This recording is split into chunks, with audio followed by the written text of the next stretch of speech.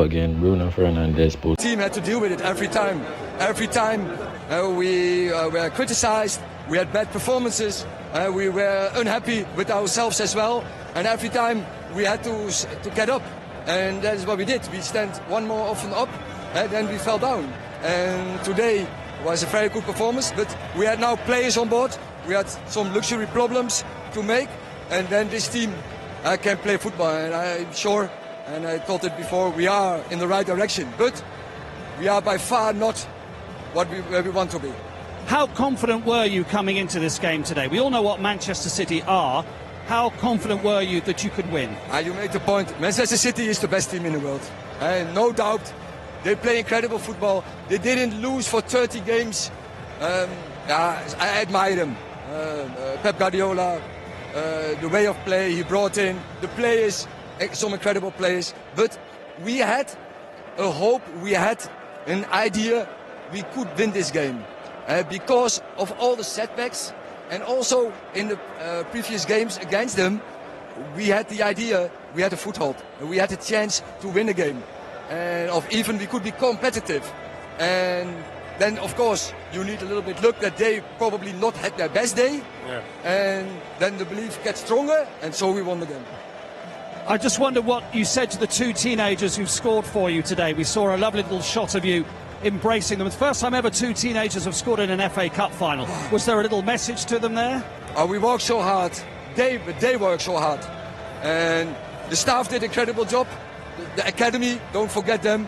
But all the coaches from under 21 and all our coaches, they work so hard to develop them. But in the end of the day, they have to do it. And I say, hey, remember this feeling. And I said, Kobe Mino last season when we won the Carabao Cup, make sure that you are next season, you are on the pitch and celebrate this. Because this is the best feeling you can have.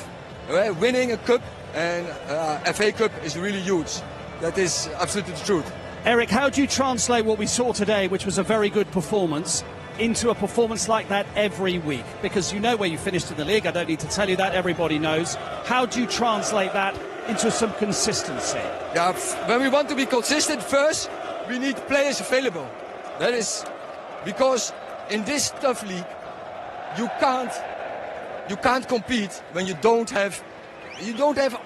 need all the players available. Today also we miss really strong players, ability players like Luke Shaw, Harry Maguire, Casemiro. But with us it was crazy. We had 15 partnership centre halves. We used 8 centre halves. We didn't have a fullback on the left side.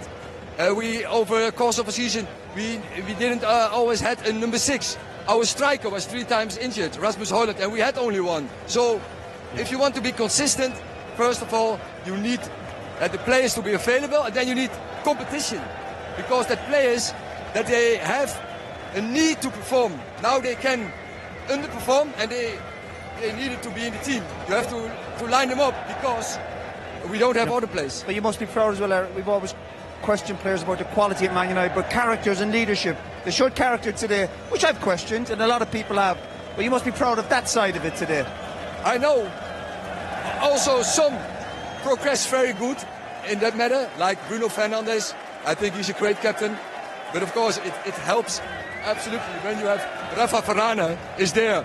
Now, Licha Martinez is returning. Also, Scott McTominay gives a lot of energy into the team. Onana, don't forget him in his leadership. So yeah, we have some leadership abilities in the team, but we have to improve it much more. But you should listen to them pundits anyway. The pundits take no notice of the pundits. Hey, come on, hey. Erik, I want to... You had trouble to manage the team. So no, I won a championship with Sunderland. Give me some praise. Hey, come on, don't be too harsh on me. But I said to you, you did some tough things. I agree. As well. I agree. Erik, forgive me, I need to ask you one question. They all want to know, all the Man United fans watching want to know, will you be the Manchester United manager next season? I don't have a doubt, but it's of course not up to me, but I am in a project. And when we came, we were absolutely on a low. We performed, we improved. The squad last season, we were in 2 finals, we won the Carabao Cup. We were third in the league. This season, it's a mess, it's true.